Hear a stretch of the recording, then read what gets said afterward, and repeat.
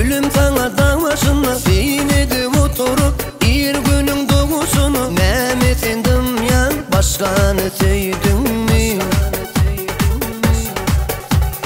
Karışım oturup gülüm sana dağ başında dinledim oturup bir günün doğusunu Mehmet indim yan başkanı tüydüm yan.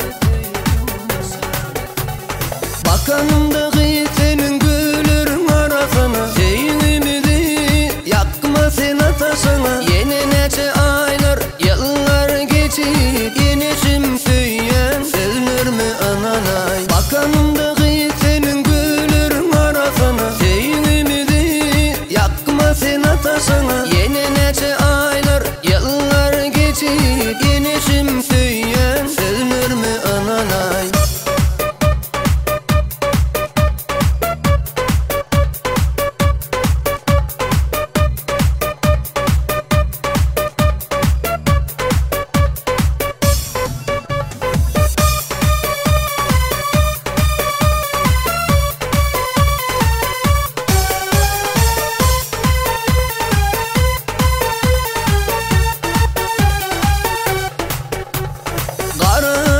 Oturup gülüm sana dağ başında dinledim oturup bir günün doğusunu Mehmet indim yan başkanı tüydüm mi?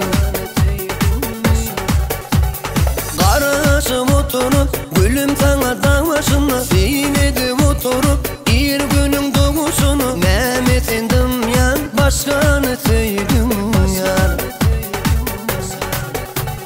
Bakanımda senin gülürün arasına Zeynimidi yakma sen atasına Yine nece aylar yıllar geçip Yine şimşeyen sözünür mü ananay? Bakanımda senin gülürün arasına Zeynimidi yakma sen atasına Yine nece aylar